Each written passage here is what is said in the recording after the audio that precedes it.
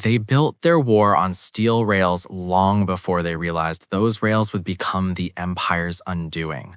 From the first days of Hitler's rearmament to the final months of the Third Reich, Germany's strategy, economy, and military movement relied on a single infrastructure more than any other: the Deutsche Reichsbahn.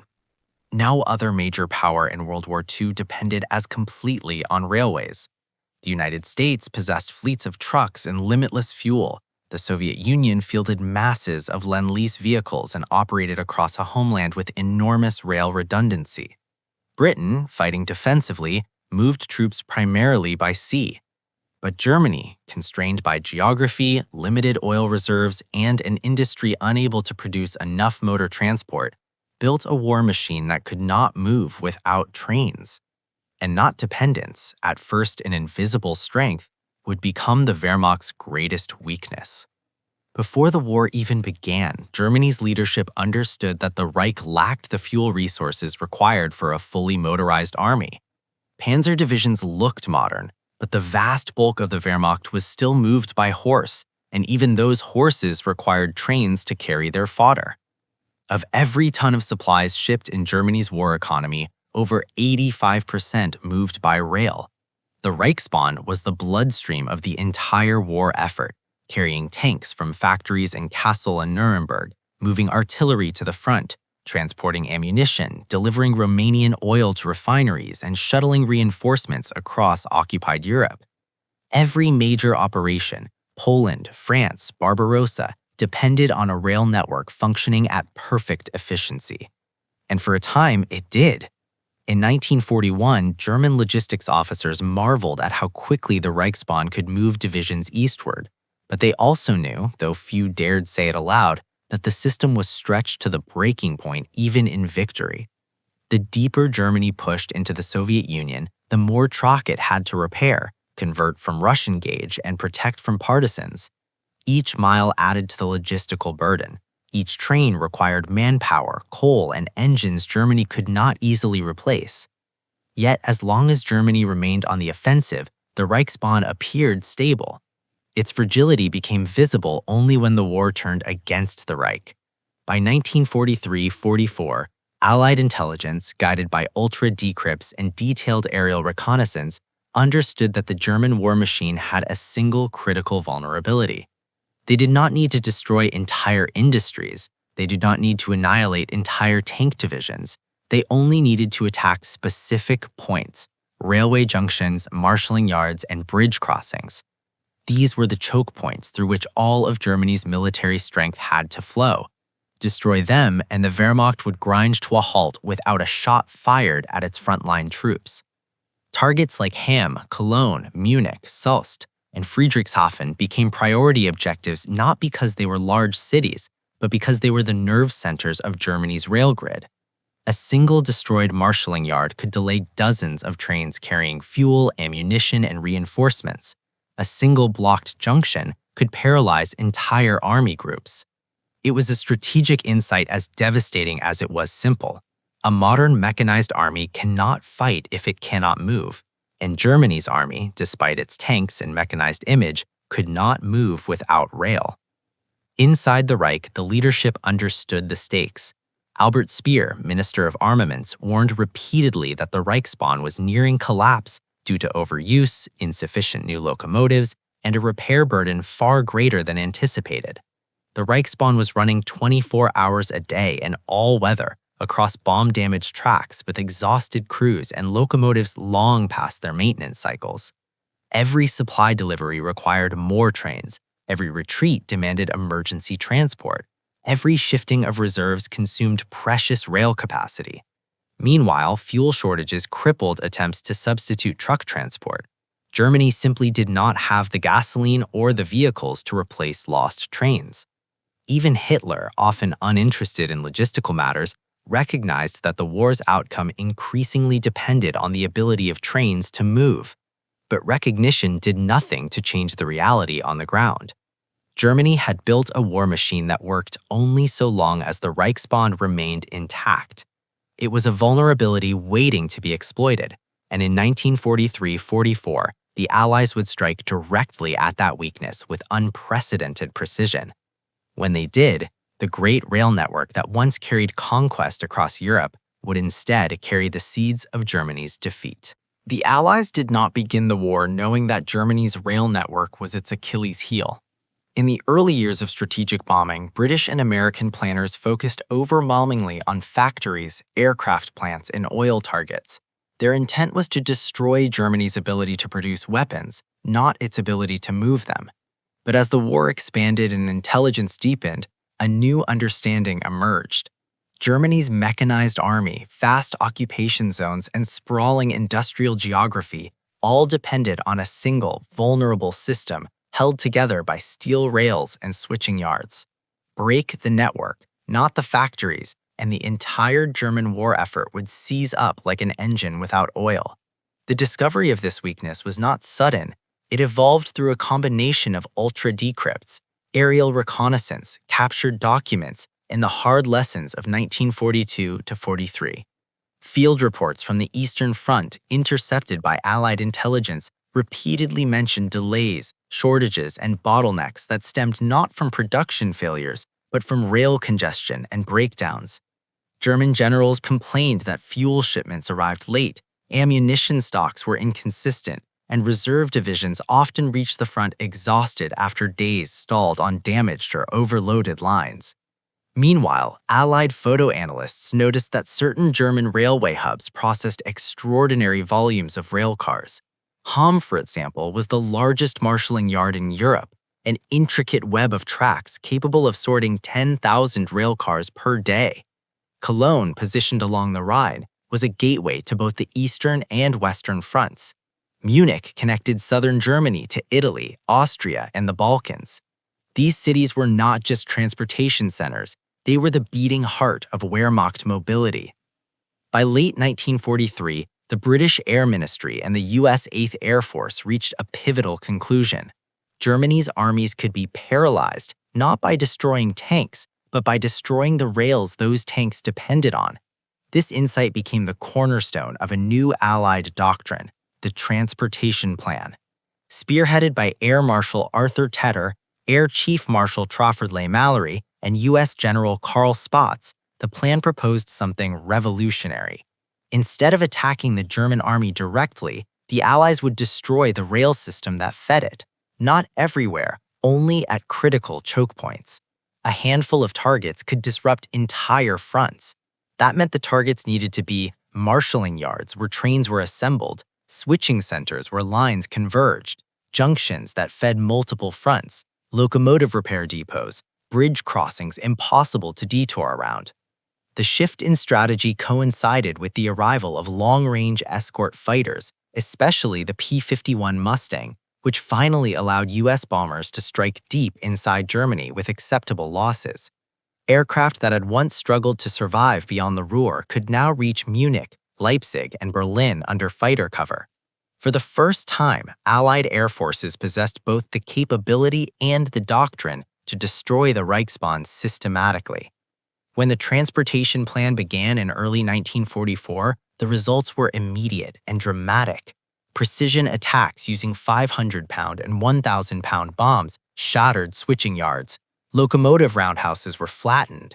Vital bridges were dropped into rivers, and Germany found itself facing a crisis no number of panzer divisions could solve. The destruction of a single marshalling yard often halted dozens of trains simultaneously, creating a backlog that rippled across entire regions. Luftwaffe attempts to protect the network faltered. Radar blindness, pilot shortages, and lack of fuel meant interception efforts were increasingly ineffective. As Allied bombing intensified, repair crews, already stretched thin and often lacking materials, were forced to work under conditions so dangerous that some refused to operate in daylight. Night repairs slowed the effort. Repeat bombings undid their work before dawn. Meanwhile, ultra-decrypts confirmed the success of the campaign. Messages between Wehrmacht commands were filled with escalating panic. Artillery shells not delivered, fuel trains missing, reinforcements arriving days late or not at all. Even German archival records concede that by spring 1944, the Reich system was straining under a level of pressure it had never been designed to absorb. The Allies had identified the Reich's most vulnerable artery, and struck it with precision and persistence. With every bombing raid on Hamm, Cologne, Munich, and the dozens of smaller junctions that fed them, the veins of the German war effort constricted a little more. The Wehrmacht had always appeared agile, fast, and mechanized, but now the illusion collapsed. Without trains, the Wehrmacht could not move. Without movement, it could not fight the way German strategy demanded, and the bombers were just getting started. When the transportation plan reached full force in the spring of 1944, Germany discovered in the harshest possible way what it meant to fight a modern industrial war without a functioning railway system. The Reichsbahn had always been the hidden machinery powering every German victory, a network that moved divisions hundreds of kilometers in days, delivered ammunition by the tens of thousands of tons, and fed the armored spearheads that defined Blitzkrieg. But once the Allies began destroying the junctions, marshalling yards, and locomotive depots that held this vast structure together, the entire German war machine began to seize up. And when the trains stopped, the Wehrmacht stopped with them. The effects were immediate. Within weeks of sustained bombing against hubs like Hamm, Cologne, Munich, Kassel, and Leipzig, the Reichsbahn's once precise timetables dissolved into chaos. Trains that normally arrived on the hour were delayed by 12, 24, even 48 hours. Some never arrived at all. Tracks lay twisted and cratered. Switching towers burned. Thousands of rail cars sat immobilized on exposed stretches of track, easy prey for prowling Allied fighter bombers. The Luftwaffe, crippled by fuel shortages and pilot attrition, could no longer defend the rails. What followed was a cascading collapse of logistics that touched every front. Fuel, Germany's most precious wartime resource, was the first to choke. Romanian crude, transported by rail from the refineries at Ploiești to Germany's synthetic fuel plants, no longer flowed reliably. Even before the Soviets seized Romania in August 1944, the rail lines feeding Germany's oil network were choked with destroyed bridges and bombed junctions. Some regions saw fuel shipments fall to less than 10% of demand. Panzer divisions that had once maneuvered with confidence now found themselves rationed to a handful of operational vehicles. Entire battalions sat immobilized because their fuel trains had been destroyed somewhere near Cologne or diverted around a bombed-out bridge and never arrived. Ammunition shortages followed. Artillery units at the front, once the backbone of German defensive power, reported receiving 30% or less of their required shells. Mortar rounds, tank ammunition, small arms cartridges, all depended on interrupted rail flow from depots deep inside Germany. When marshalling yards like Hamm and Soest were bombed repeatedly, tens of thousands of tons of ammunition were either destroyed outright or stranded hundreds of kilometers from the units that needed them. Even when supplies existed, they could not be delivered. And where deliveries were attempted, the result was often catastrophic. Long, slow trains winding through predictable choke points made perfect targets for Allied fighter bombers. The German army began losing more ammunition in transit than in battle. The collapse of mobility was even more devastating. The Wehrmacht had never been fully motorized. Only a few elite formations possessed enough trucks to move without rail support. Most divisions relied almost entirely on trains to move men, supplies, and equipment. Once the tracks were gone, the army reverted to levels of mobility barely better than World War I. Reinforcement divisions en route to Normandy in June 1944 found themselves jammed on ruined rail lines, unable to proceed. Panzerlehr, one of Germany's best-equipped armored formations, lost crucial time because its heavy equipment had to be unloaded far from the front due to bombed railheads. These delays gave the Allies time to strengthen the beachhead, build up armor, and launch inland defensives before German counterattack formations could concentrate. On the Eastern Front, the collapse was even more dramatic. Germany's ability to shift units rapidly between crisis points, one of its defining advantages in 1944, no longer existed. The Red Army's offensives in 1944 advanced faster than Germany could redeploy forces. When Army Group Center collapsed during Operation Bagration, its destruction was accelerated by the fact that reinforcements could not be moved east in time. Trains carrying replacements, fuel, and artillery moved slowly along shattered, makeshift routes. Many were destroyed by long-range Soviet aviation or Allied strategic bombing before they ever reached the battlefield. Even in routine operations, the absence of functioning rail corridors paralyzed Germany's ability to adapt. Divisions that needed 600 tons of supplies per day received a fraction of that. Some units, especially on the Eastern Front, reverted to using horses for transport, not because horses were effective, but because no trains were running. Germany was fighting a 20th century mechanized war with 19th century logistics. The humanitarian impact was equally severe. Civilians across Germany and occupied Europe depended on the rail network for food distribution. When the network collapsed, bread rations shrank, coal shipments dwindled, cities froze in winter, hospitals lacked medical supplies. Resource shortages across the home front further weakened morale and industrial output. The collapse of Germany's railway system was not simply a logistical inconvenience. It was a systemic failure that crippled every facet of the war effort, military, industrial, and civilian. It was the point at which the Reich's strategic momentum reversed permanently. Once the train stopped, Germany could no longer shift forces, no longer supply armies, and no longer sustain the industrial base required to continue the war. The Wehrmacht had always moved on rails. Now the rails were gone, and with them, so was Germany's ability to wage war. By 1944, Germany no longer lost operations because of tactical mistakes or inferior battlefield performance alone. Increasingly, Germany failed because its armies simply could not arrive where they were needed, or arrived too late, or arrived without fuel, ammunition, or heavy weapons. Every counteroffensive the Wehrmacht attempted from mid-1943 onward was shaped, not by German plans, but by Allied bombs falling on railways hundreds of kilometers behind the front. Nowhere was this disruptive effect more visible than in Germany's last attempts to regain the initiative on every major front. Italy, 1943-44, a mountain war without rail support. When the Allies invaded Italy in September 1943, Germany quickly deployed elite divisions, the 1st Fallschirmjäger, the 26th Panzer Division, and the Hermann Göring Panzer Division to stabilize the front. But the rugged Apennine terrain meant supplies and reinforcements had to travel through narrow mountain passes served by only a handful of rail lines. Allied air forces operating from Sicily and later from southern Italy focused relentlessly on bridges, viaducts, and tunnels. One severed bridge could isolate an entire corps for days. German counterattacks at Salerno, Anzio, and Cassino consistently failed because heavy equipment and artillery could not reach the battlefield. Reports from 10th Army repeatedly complained that tanks arrived without fuel, artillery without shells, and infantry without heavy weapons.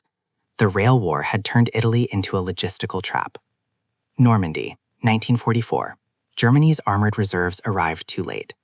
If Italy revealed the first cracks in German rail mobility, Normandy exposed the entire structure collapsing. The Allied transportation plan, launched months before D-Day, systematically destroyed the French rail network feeding northern France. In the first 2 weeks of June 1944, more than 75% of all French rail capacity north of the Loire was eliminated. This meant that Germany's best armored formations, including Panzer Lehr, 2nd SS Panzer Division Das Reich, and the 12th SS Panzer Division Hitler Jugend, could not reach Normandy in time or in good condition. Panzer Lehr's equipment trains were forced to unload 150 kilometers from the front due to bombed railheads. Das Reich's movement from southern France turned into a nightmare of blocked tracks, wrecked bridges, and constant Allied fighter-bomber attacks. The division took over 2 weeks to reach the battlefield. By the time German armor assembled for counterattacks near Caen and Villers-Bocage, the Allies had already built up overwhelming strength. Railway destruction had delayed, fragmented, and exhausted the very forces Hitler intended to use to throw the Allies back into the sea. Ardennes, 1944, a last gambit without fuel. The Battle of the Bulge is remembered as Hitler's last desperate offensive, but the failure of the Ardennes was not merely due to Allied resistance or poor German planning. It was also the culmination of months of strategic isolation caused by the destruction of the German rail system.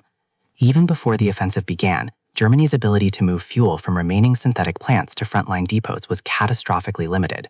Repeated bombings of key hubs, especially those around Cologne, Duisburg, Koblenz, and the Ruhr, meant that the 6th SS Panzer Army and the 5th Panzer Army began the offensive with only a fraction of the fuel requested. Camp Group Piper captured initial objectives but stalled when fuel ran dry. Panther and Tiger tanks were abandoned not because they were destroyed, but because the railway system had failed to deliver gasoline weeks earlier. The offensive had been designed around capturing Allied fuel stocks precisely because Germany could no longer move its own fuel through its shattered transportation network. Eastern Front, 1944-1945. The Wehrmacht can no longer maneuver. While the Western Allies crippled Germany's logistics with bombs, the Eastern Front exposed the consequences even more dramatically. During Operation Bagration in June 1944, the Red Army advanced over 400 kilometers in a matter of weeks, destroying Army Group Center. German attempts to redeploy reserves from Poland, Hungary, and East Prussia were helplessly delayed by wrecked rail corridors.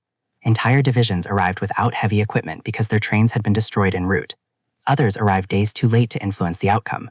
As the Soviets continued their drive toward the Vistula and later the Order, the German front collapsed faster than the Reichsbahn could patch tracks or reroute trains.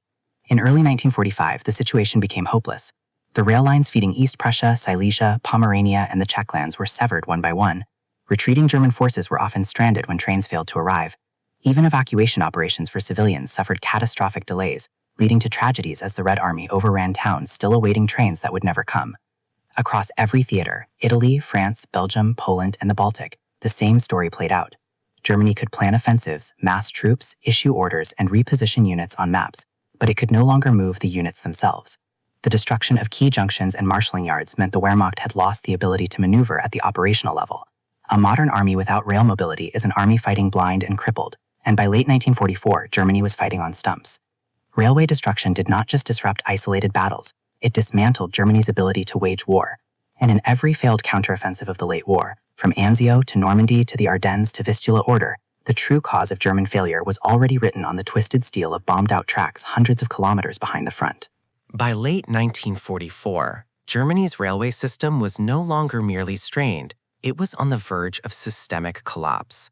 Every weakness in the Reichsbahn that had been buried under early war victories was now exposed, magnified, and made catastrophic by relentless Allied pressure. Germany still had factories, weapons, ammunition, and fuel in storage tanks. What it no longer had was the ability to move any of it. Repair crews could not keep up with the destruction. Locomotives could not be replaced. Bombers dominated the skies, and no amount of tactical skill or battlefield bravery could save an army whose supply arteries had been severed. The crisis was not theoretical, it was mechanical, physical, and irreversible. The Reichsbahn was overloaded long before the bombing began. Even in 1942, before Allied bombing reached its peak, internal reports warned that the railway system was operating at unsustainable levels. The invasion of the Soviet Union had extended supply lines hundreds of kilometers into territory with incompatible track gauges, requiring massive conversion efforts. Trains had to carry everything: ammunition, artillery, coal, grain, fuel, and even the horses that pull supply wagons for most infantry formations. The Reichsbahn locked spare locomotives, reserve rails, and additional maintenance crews. Bombing did not create the crisis, it merely pushed an already overstressed system past the breaking point. Repairing damage was impossible under Allied air superiority. German railway engineers were skilled and often worked with extraordinary bravery, repairing tracks under fire, rebuilding bridges in freezing conditions, and restoring rail yards smashed by 1,000-pound bombs. But they faced an impossible task. Allied dominance in the air meant repair crews could only work at night. Even then, they risked being targeted by radar-guided mosquitoes. Any daytime repair effort was suicidal. Locomotives, cranes, or work gangs became targets for fighter bombers roaming the skies at will. The result was a perpetual cycle. A yard would be repaired at night. Bombers would destroy it again the next afternoon. Crews would be forced to begin from scratch. Hamm, Cologne, and Munich were bombed dozens of times, sometimes multiple times per week. No nation, not even Germany with its robust engineering tradition, could sustain that level of attrition. Germany could not replace locomotives or wagons fast enough. Allied intelligence understood a simple truth: destroying trains was more important than destroying tracks. Tracks could be repaired quickly, locomotives could not, and by mid-1944, the Luftwaffe was too weak to defend them. Tens of thousands of freight wagons, tank cars, and passenger coaches were destroyed at marshalling yards or strafed on open tracks.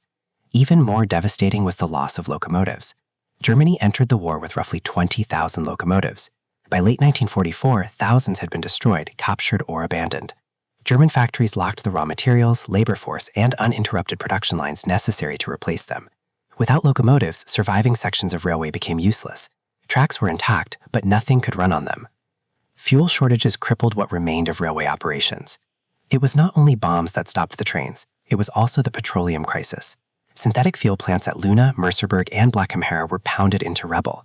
Romanian oil fields, Germany's lost major natural supply, fell to the Red Army in August 1944. Rail operations require enormous quantities of coal and diesel. Germany still had coal, but moving it by rail required locomotives that no longer existed. Steam engines still ran, but coal shipments to depots were increasingly unreliable due to bombing. Even when locomotives were intact, there was often not enough fuel to keep them running. Panzer divisions received priority and still went dry. Railway depots were far down the list and often received nothing. Allied fighter bombers finished what strategic bombers began. Once the Allies established near total air superiority, especially after the introduction of the long-range P-51, the destruction of Germany's rail system accelerated dramatically. Fighter bombers operated almost freely over the Reich. They did not need to hit major junctions, they simply attacked anything that moved. Locomotives became death traps for their crews. Trains were abandoned in fields. Supply lines became graveyards of smoldering railcars. Even minor transport routes were paralyzed. Divisions awaiting rail transport were forced to march on foot or abandon their vehicles entirely. By early 1945, the German High Command operated under the grim assumption that any train moving in daylight would be destroyed. The strategic consequence: Germany could no longer wage modern war. Without railways, Germany could no longer move reserves between fronts, supply panzer divisions with fuel or ammunition, repair or redistribute equipment, support cities with coal and food, evacuate citizens from threatened regions, maintain industrial output. The collapse of the rail network triggered a nationwide logistical implosion. The Wehrmacht, deprived of mobility and supply, ceased to function as a modern army. Factories became useless because nothing could be shipped in or out. Armies starved of ammunition fought blind retreats. Panzer units abandoned tanks. Civilians in major cities froze during the winter of 1944-1945. When historians say Germany lost the war because it was outproduced, that is only half the truth. Germany lost the war because it could no longer move what it produced. The Allied air campaign did not just bomb targets, it dismantled the mobility of an entire nation. In the end, the Reichsbahn, once the greatest logistical asset of the Wehrmacht, became the single point of failure that ensured Germany's defeat. When the rails broke, everything broke. The war was already lost before the surrender, lost silently, irreversibly, and absolutely, on the twisted steel of the Reich's shattered railway lines.